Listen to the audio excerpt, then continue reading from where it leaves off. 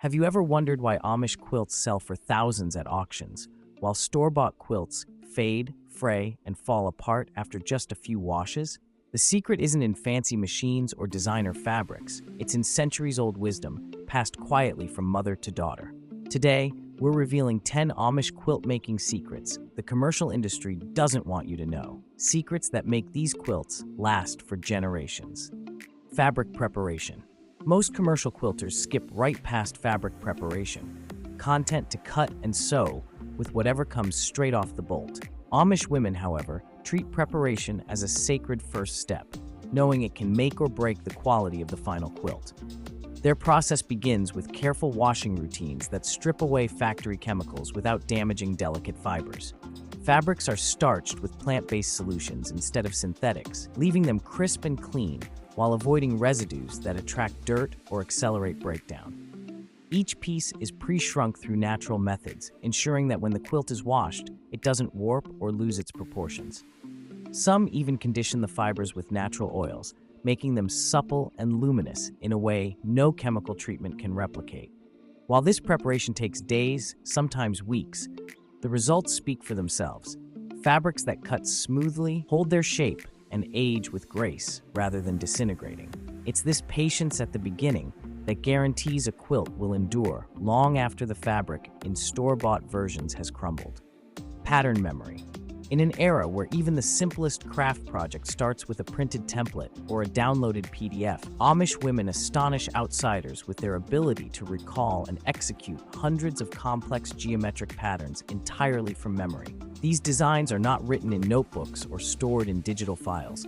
They live within the minds and hands of the women who quilt. Passed down mother to daughter, through countless evenings of demonstration, the patterns become second nature. A language of geometry and symbolism, spoken without words. This mental archive gives them enormous creative freedom. Instead of being locked into rigid instructions, they can improvise within the framework of tradition, modifying layouts to suit available fabric, or adding personal flourishes that ensure no two quilts are ever the same. This not only eliminates waste by reducing cutting errors, but it preserves the cultural heritage of the community, where each stitch tells a story of both individual artistry and shared tradition. In many ways, their minds are living libraries of design. Color wisdom. When it comes to quilting, most modern crafters are guided by fleeting Pinterest trends and glossy magazine spreads, but Amish women rely on something far deeper, a traditional system of color harmony that has been preserved for centuries. This isn't just about making a quilt look pretty in the moment. It's about ensuring that decades from now, when the fabric has aged and the dyes have mellowed, the quilt will still hold a visual magic that takes your breath away. Amish women know which hues intensify when placed side by side, which shades fade gracefully, and which combinations create a timeless effect that transcends fashion cycles. Every quilt is an intentional arrangement of symbolism, with certain colors carrying meanings rooted in faith, community, or natural cycles. Unlike commercial quilts, which often look outdated within a few years, an Amish quilt remains as striking and relevant after 100 winters as it did the day it was first unfolded. This mastery of color is one of the quiet but profound reasons their quilts command such respect and such high prices at auctions across the world.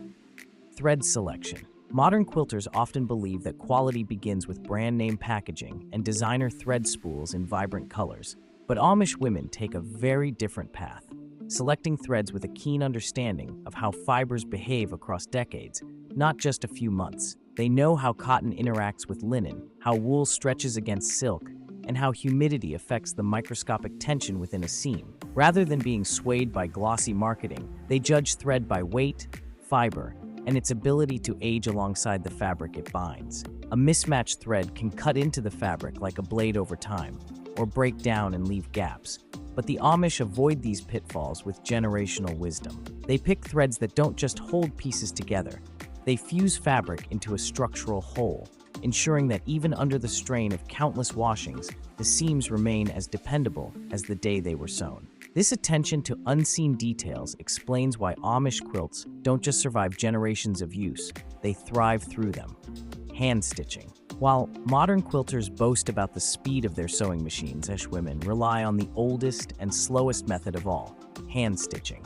but this deliberate choice results in quilts with a strength and soul that machines cannot replicate. Every stitch is a tiny negotiation between thread and fabric, adjusted for tension, angle, and placement in ways no machine could perceive.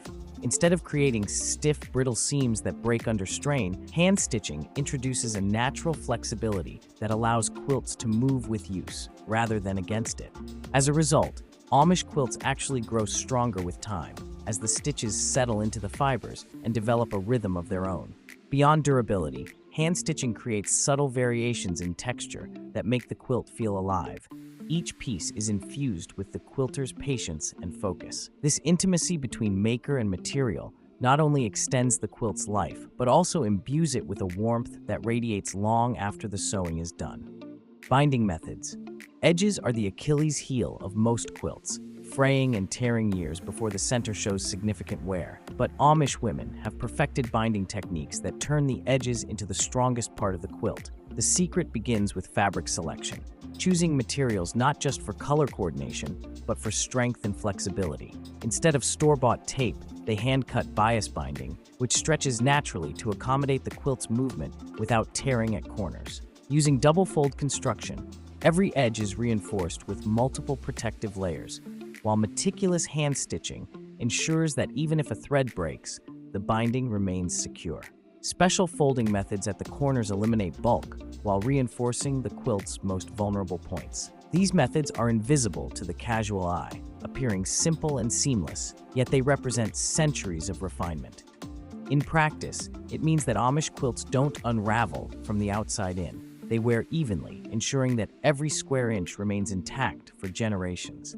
Quilting frames. If you've ever tried quilting with a modern hoop or lightweight frame, you know how quickly the fabric sags, distorts, or creates tension that leaves your hands aching. Amish women, by contrast, rely on sturdy wooden quilting frames crafted with traditional joinery techniques. These frames are not just tools, they are heirlooms in themselves, built to last for decades while providing perfect tension across even the largest quilts. Carefully chosen hardwoods resist warping and provide a smooth surface that won't snag delicate fabrics. The frames are designed with ergonomics in mind, with optimal angles and seat heights to reduce fatigue, allowing quilters to work for hours without strain. Adjustable tension mechanisms let them fine-tune fabric tautness, so every stitch remains uniform and true. And because the frames disassemble for storage, they combine practicality with permanence. The result is a tool that enhances both the quality of the quilt and the endurance of the quilter, a marriage of craftsmanship and utility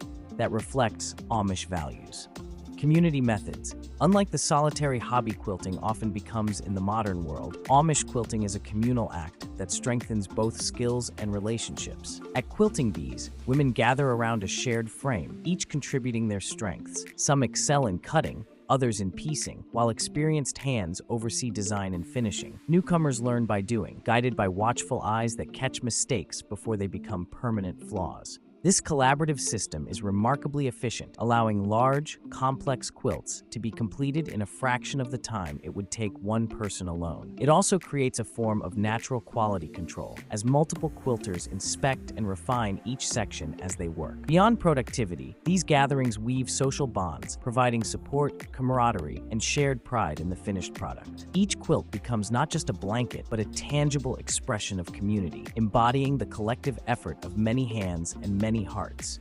Seasonal timing. While most modern quilters sit down to sew whenever they find the time, Amish women schedule their quilting in harmony with the seasons. This isn't arbitrary. It's based on generations of observation about how humidity, temperature, and light affect fabric and thread. Winter, with its dry air, is perfect for cutting and piecing since fabrics lie flat and resist static. Spring offers stable humidity that makes hand quilting easier, as threads glide without splitting. Summer, with its heat and high humidity, is reserved for preparation work, since precise stitching would be compromised. Fall brings ideal finishing conditions, as cooler temperatures and balanced air help stabilize fabrics before quilts are stored or put to use. This seasonal rhythm ensures that quilts are created under the best possible conditions, minimizing stress on materials while maximizing quality.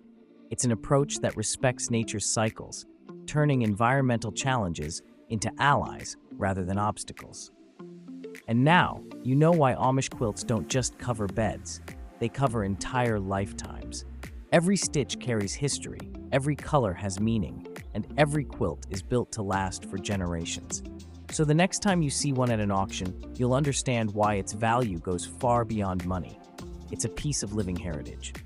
Could you imagine passing down something you made today to your great-grandchildren 100 years from now? Comment which color combination would make your ideal quilt. Please remember to like and subscribe, and we will see you in the next one.